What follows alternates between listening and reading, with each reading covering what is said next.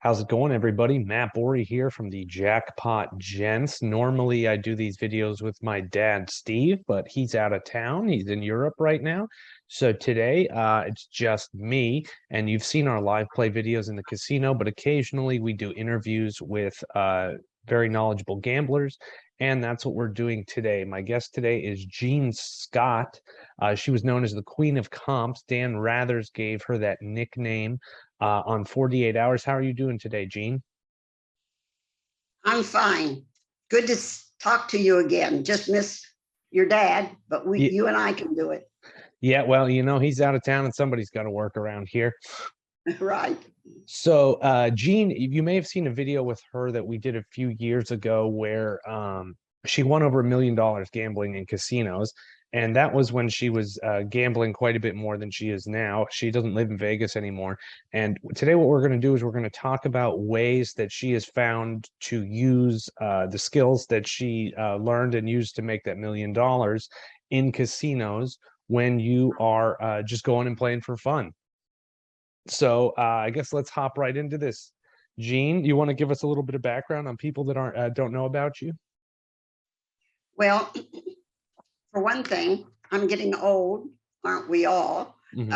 And I'm partially retired, and I don't live in Las Vegas anymore. When I was in Las Vegas, I could play every day, every hour. I didn't, of course, but I could. Now I live in Georgia, where Brad and I have retired.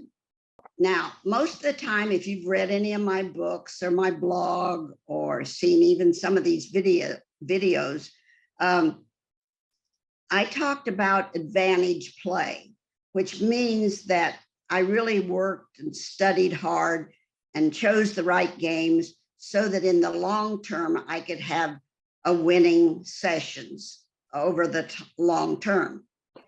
Well, now that I'm not going to all the same casinos, and it's a different age now also, there aren't as many casinos that have good circumstances for doing that.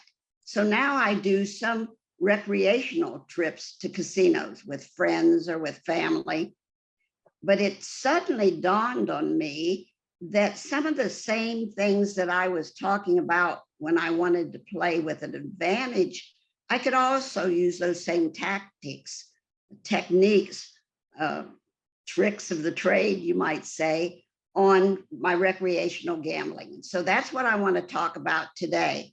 And I quickly put down 10 different things that I could do for a recreational gambler. And my theme is how to make your bankroll last longer. First, we'll talk about number one is your purpose in a casino. If you ask people why they're in a casino, they'll say, oh, I want to win, or I want to get a big jackpot. Of course, we all want to do that. That's what we want to do. But it's not really. Then I say to you, all right, do you always win? Do you always hit a big jackpot? And they'll say, oh, no, not always, sometimes. And then I'll say, well, then why do you keep going? And then I find out the real purpose. And the real purpose for most people is to go to a casino and have fun.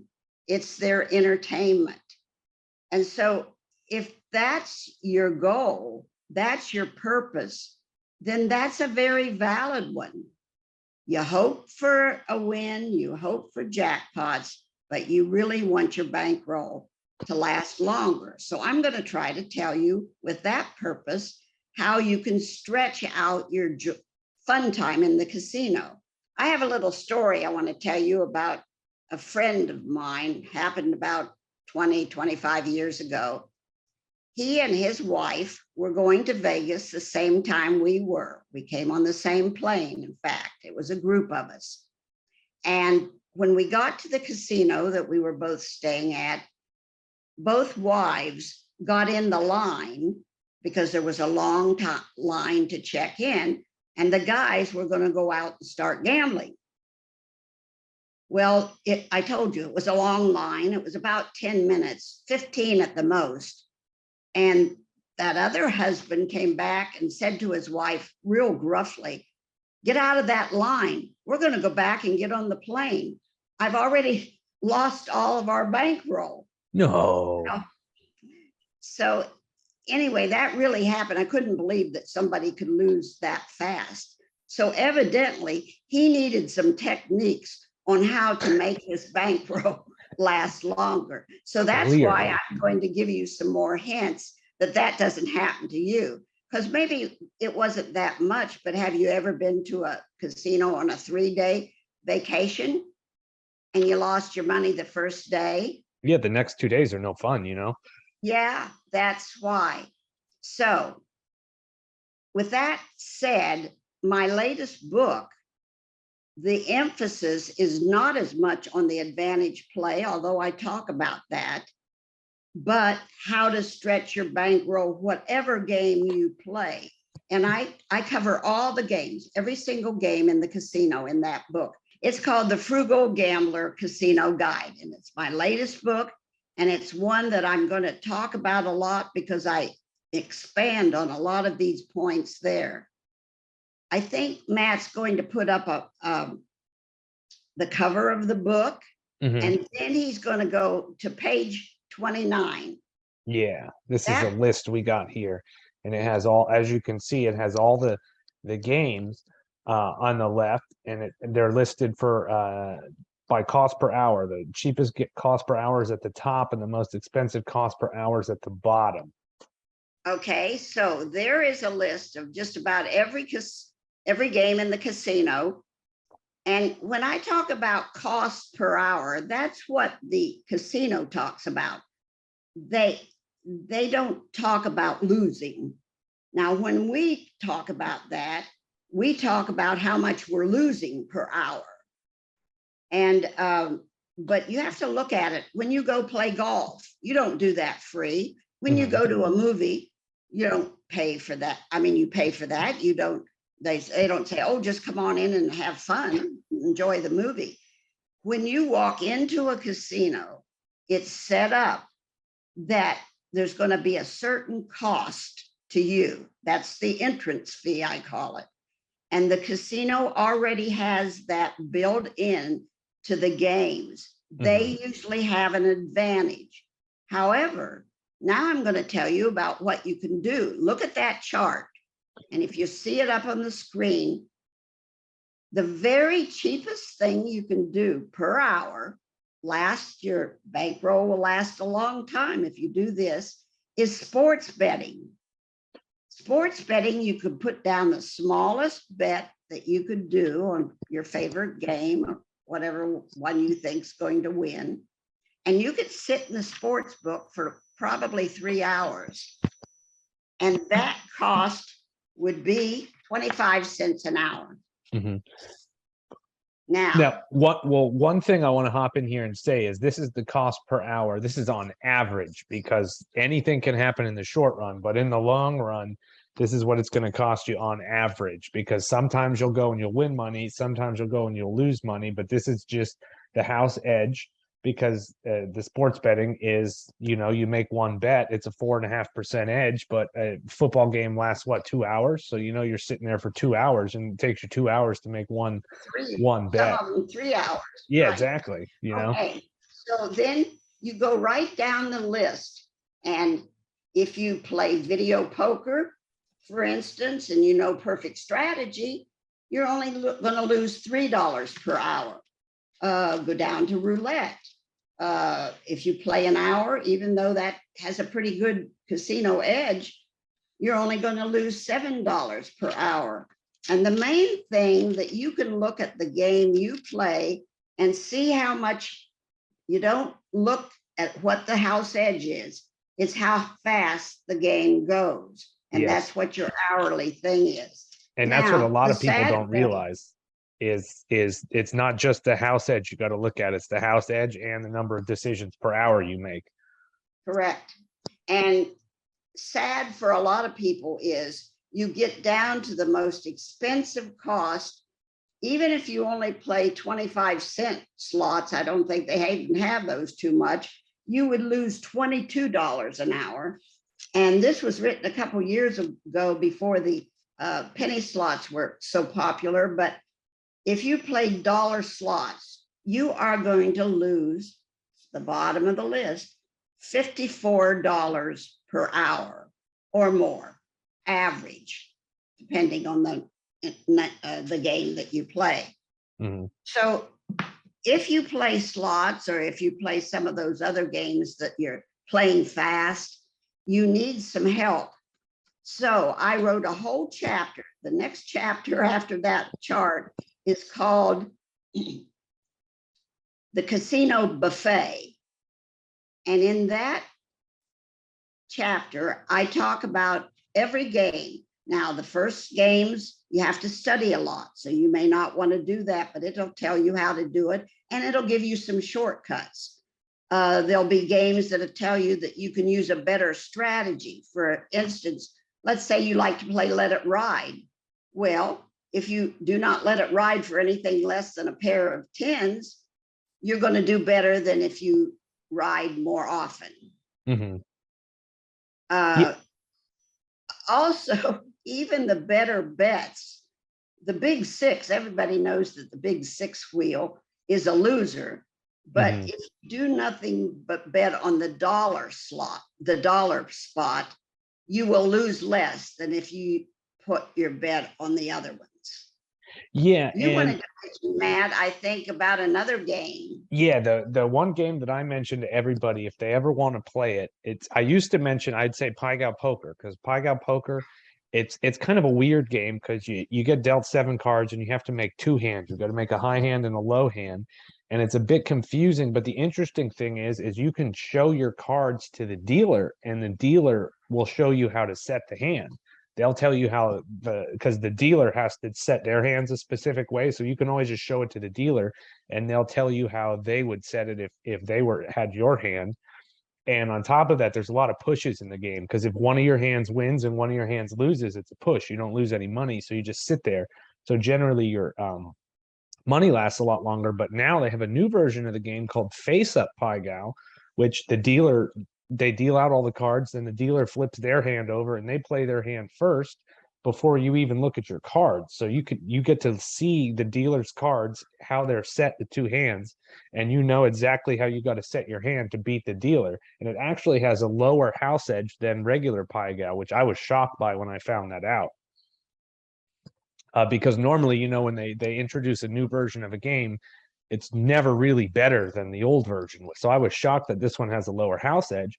But going back to the cost per hour that we were talking about, the reason they did this is because it has it built into the game. There's no commission. It used to be that you had to pay a commission and the dealer would keep track of it.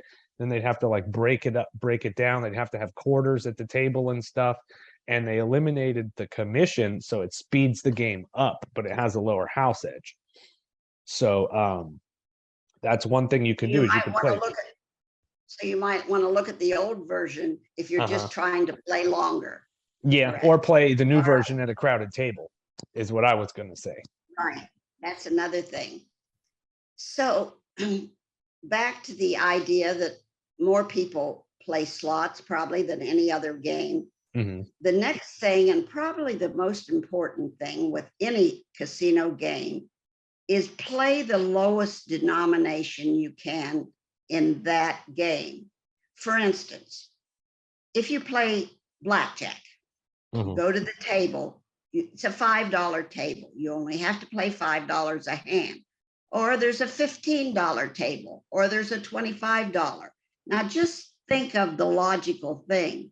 If you're betting $5 a hand, win or lose, whatever, or a $25 per hand, you're going to be losing 5 times faster. So if you only have a couple $100 as a blackjack bankroll, if you go to the $25 table, you're lucky if you can stay there 5 minutes if it's a fast table. So if you want to play anything, choose the lowest. Now, I've told you that I've started to play slots when I'm on a recreational visit. Hmm. and you need to look for the lowest denomination. Almost all of those new slot machines, you'll have a whole row of different bets. It starts with the smallest bet.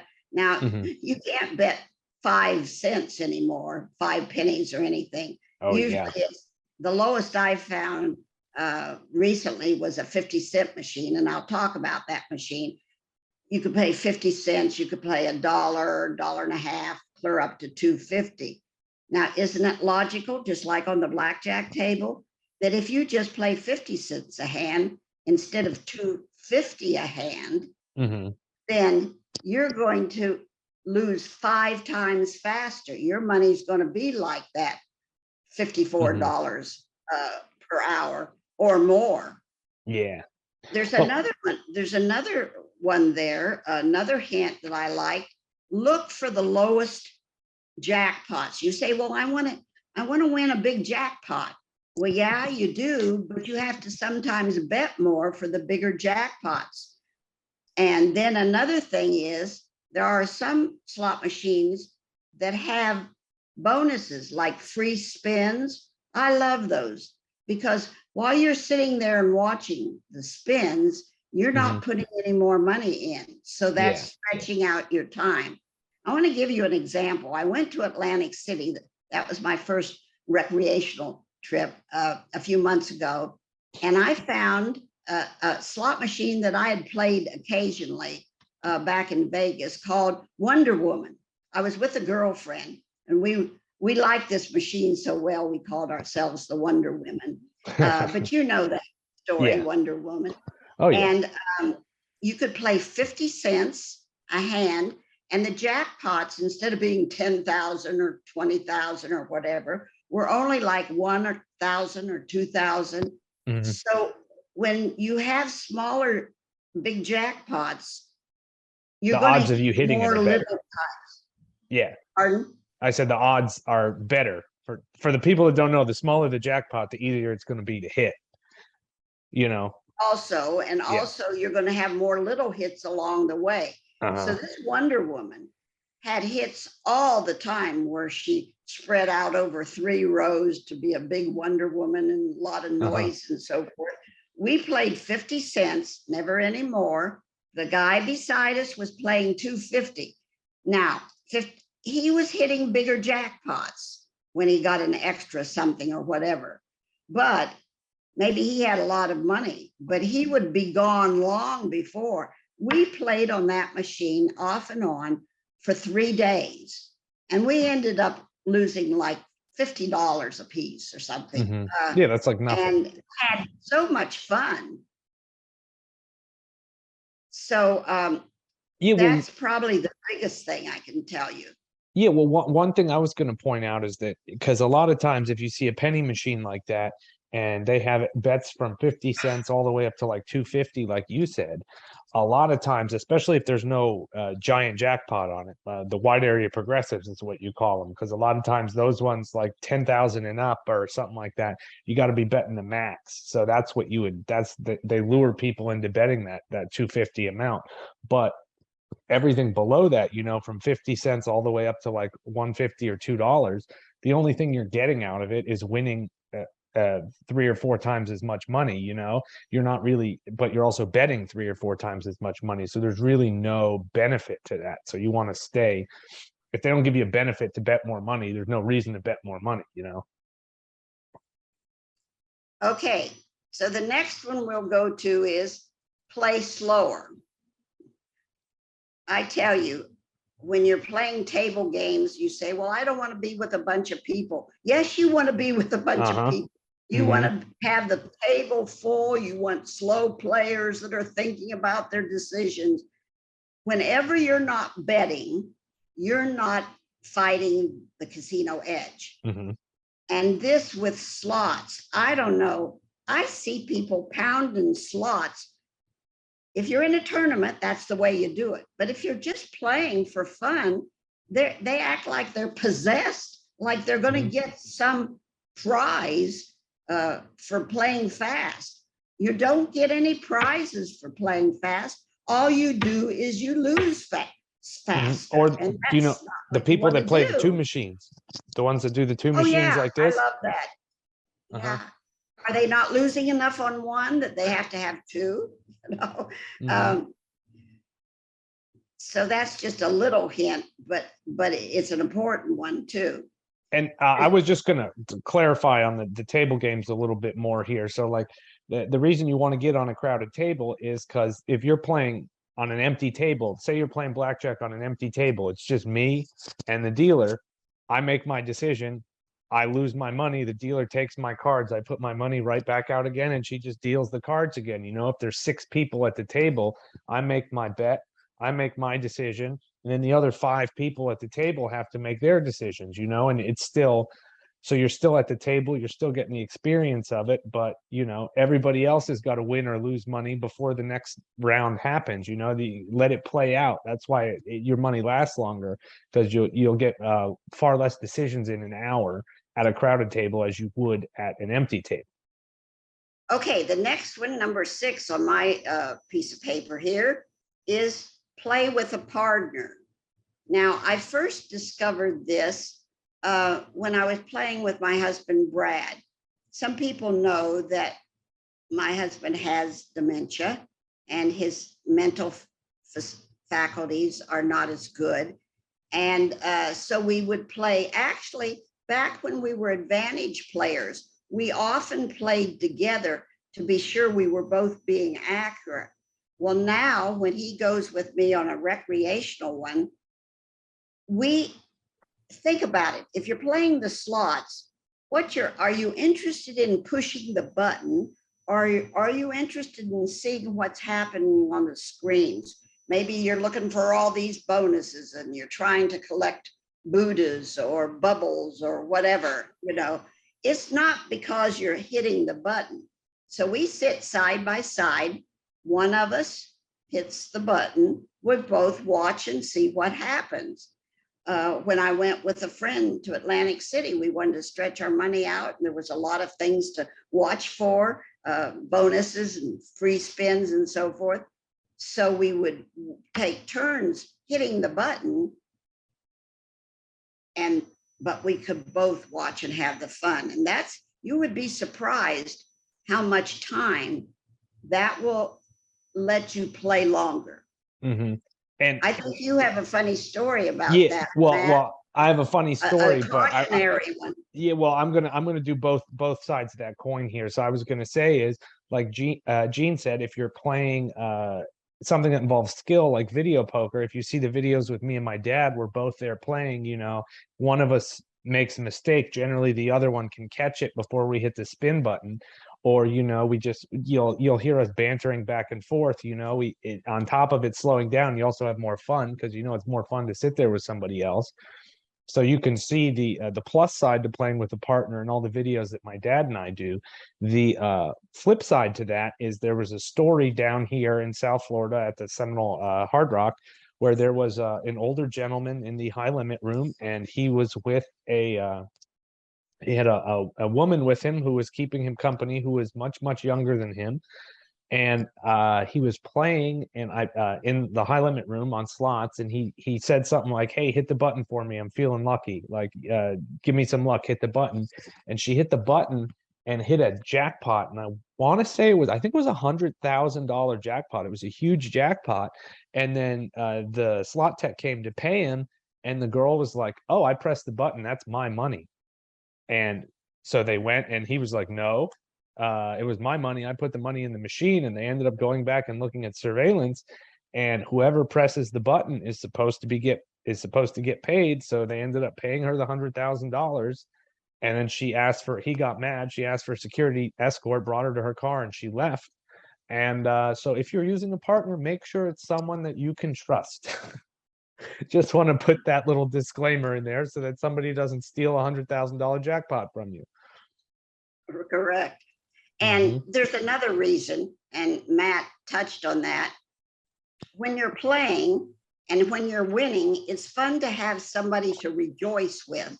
That's the partner. But there's also somebody that you want a shoulder to cry on, or you can just complain to when you're losing. So I like that angle of playing with a partner.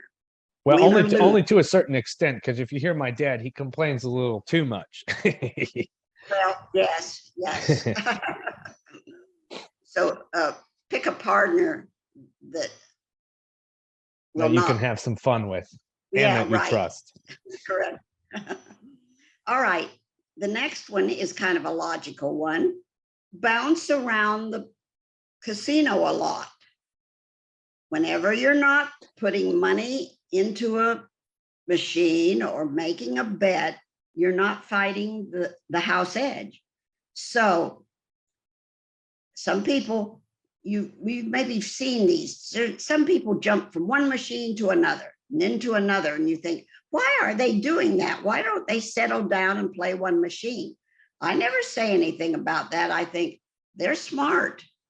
Every time they jump around, cash out their money, maybe even go cash it in at the kiosk and get new money or whatever things that they can do other than putting money in a machine.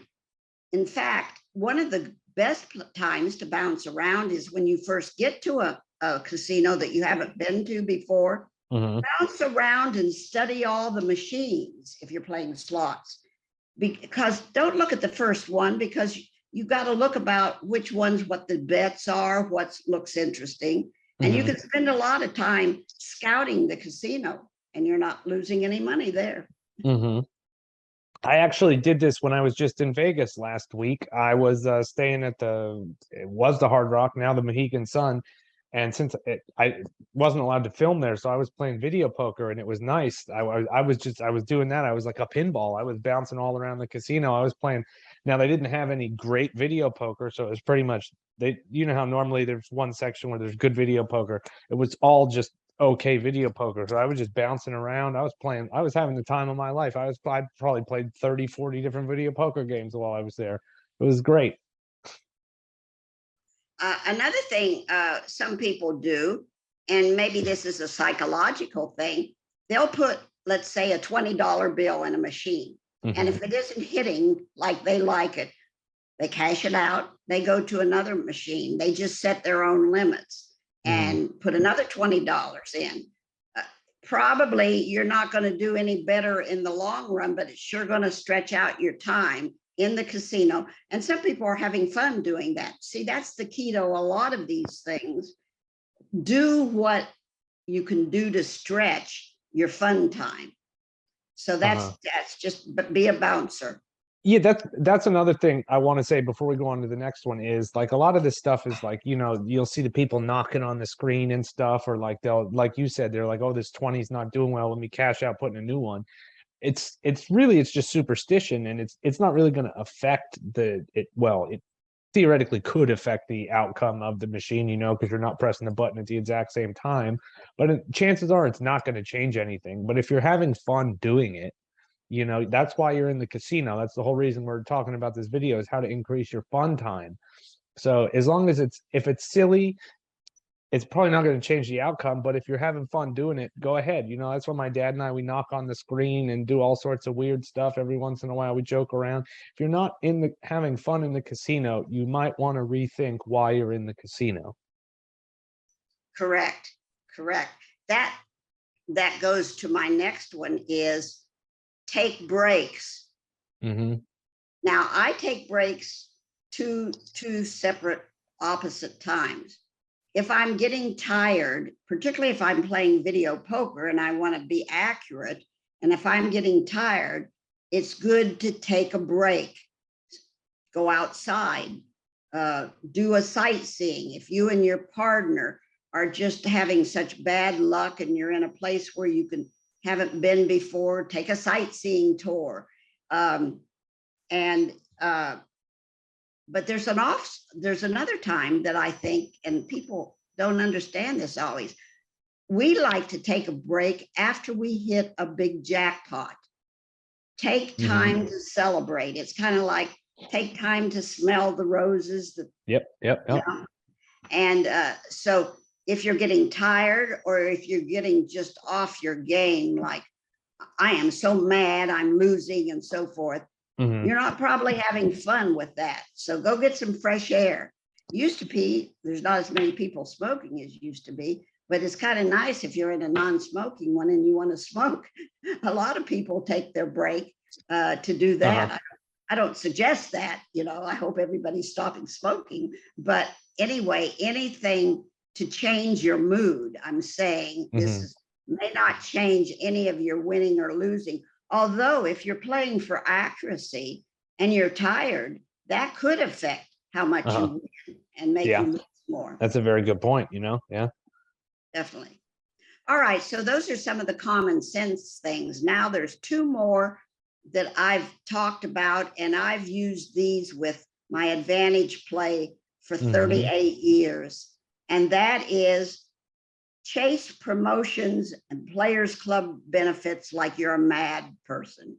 I mean, nowadays, the casinos have cut back on so much.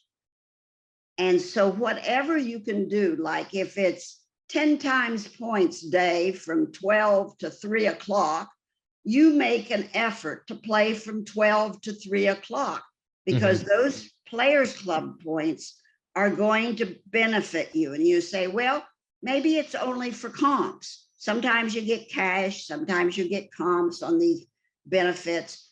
But let me give you an example. Let's say you have $300 for your bankroll for this trip, however long it is. If you earn, and you're going to have to eat, but you're paying everything. But let's say you earn enough that you get a free meal. A free meal, maybe a buffet that's going to cost for the two of you $50. If you don't have to pay that $50, that's money in your pocket because you can take that $50, put it in your bankroll, and that might give you hours more of play if you're doing it at low denominations. So don't downgrade. Let's say you get some sort of an entertainment. Let's say you get a show ticket that you were going to buy that to see that performer. You get it free. All right. You take your money and you put it in your bankroll.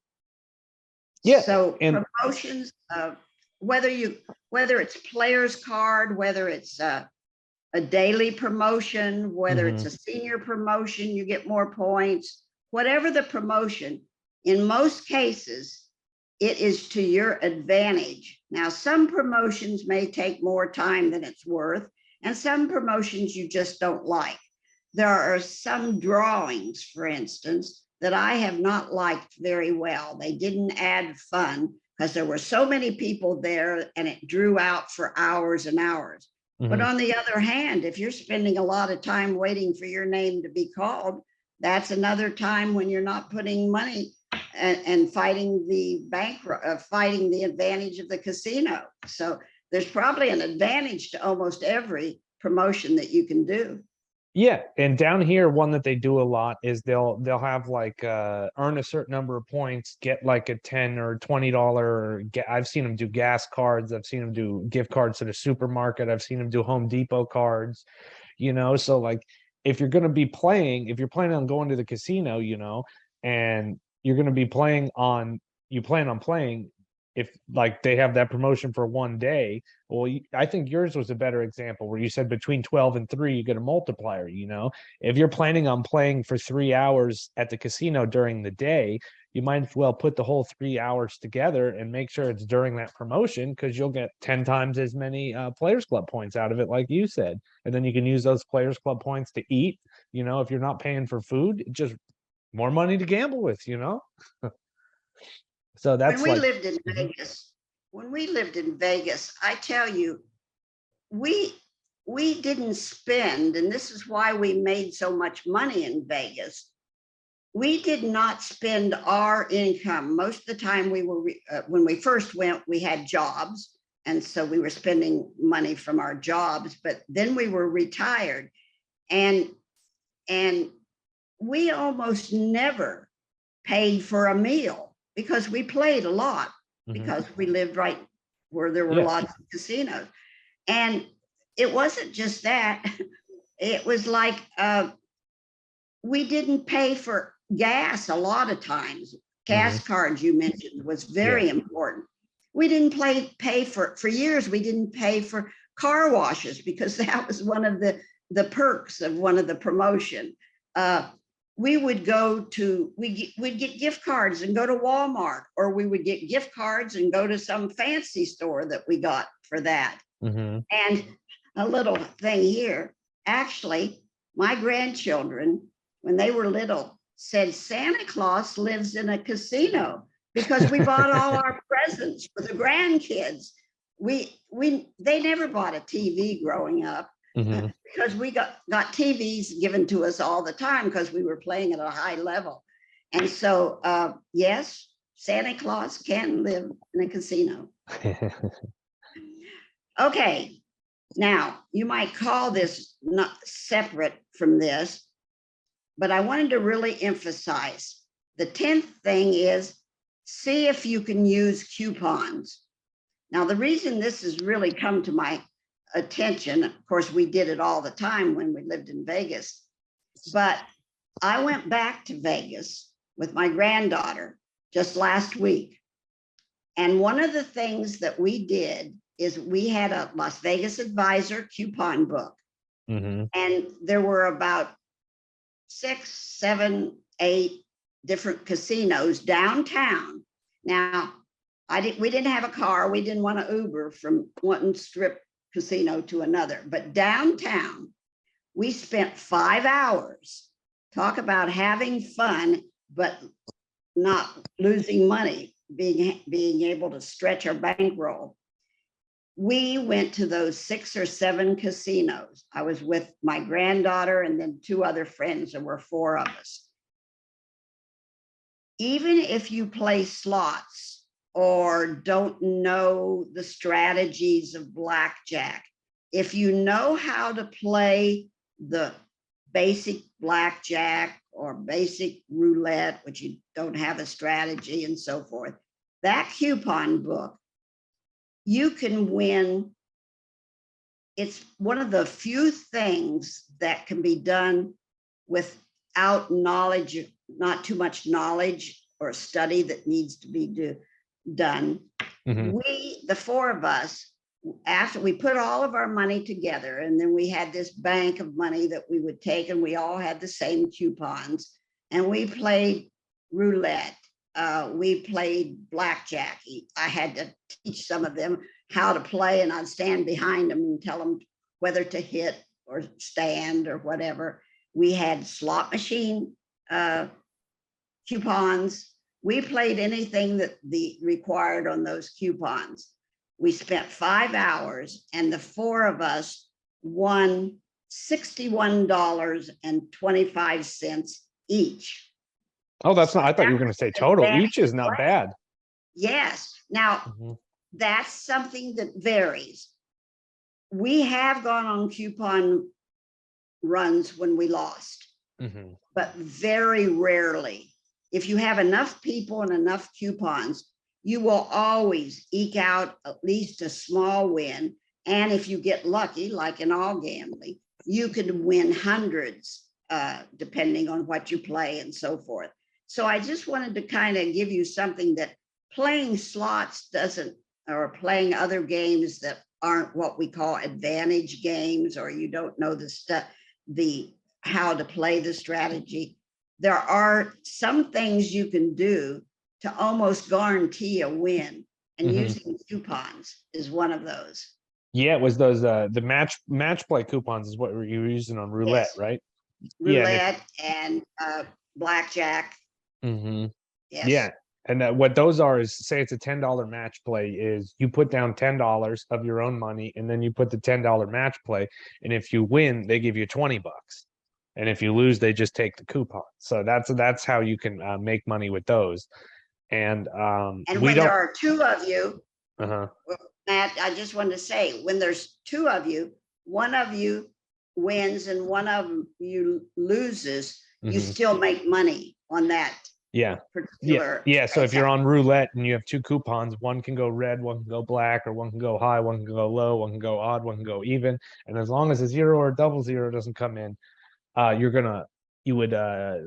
you'd lose $10 in cash, but you'd get back $20 in cash from the free play, from the match play, excuse me. So yes, so you're good. That's how you win on those coupon runs. So I guess maybe that's about all I have to say. I just want to say is if you're an advantage player, keep doing it if you can find the plays. Nothing like winning money long term. But if you want to be a recreational player, or you've always been a recreational player, there are things that you can do, lots of things that you can do to stretch your bankroll so you can have fun for lots of time. And one more thing I just want to say about the coupons is the gambling coupons. We don't have any, so we don't do the book anymore, but we have the app. Look in the Google Play Store, the App Store, American Casino Guide, and get the app. And we have digital coupons in there. They're mostly for food and beverage, but those will still save you money when you're going to the casinos. But if you're looking for gambling coupons, you got to look up the Las Vegas Advisor. That's done by our friend Anthony Curtis. We have him on almost every month to do the Las Vegas news. Those excellent coupons, and he still has a lot of gambling coupons in there. So definitely check both of those out if you're looking for coupons in Las Vegas. And if you want to know more, my newest book, if you've read my old books, you might have said, oh, I don't want to play video poker. And she really emphasizes that, although I always spoke about other games. This last book, I do have a chapter on video poker, but I have a whole chapter on slots. And I have that buffet chapter that talks about all of them. And so don't judge what I'm doing all just from my older books. Now, some of them still have a lot of good ideas, but if you want good ideas for stretching your bankroll, this new book, and I think Matt will put that up on the screen for you. Yeah, it's the Frugal Gambler Casino Guide. So if you want to see her newest book, look that up. I'm sure it's available on Amazon, or it's available at the Huntington Press, right? You did that book with Anthony Curtis, who does the Las Vegas Advisor. So definitely check those out. And Gene Scott, thank you very much for joining us once again. It's always a pleasure. And hopefully we talk again soon. Right. And maybe next time, even if your dad complains a lot, I can give him some good things to rejoice about. All right. Thank you, Gene. Bye-bye.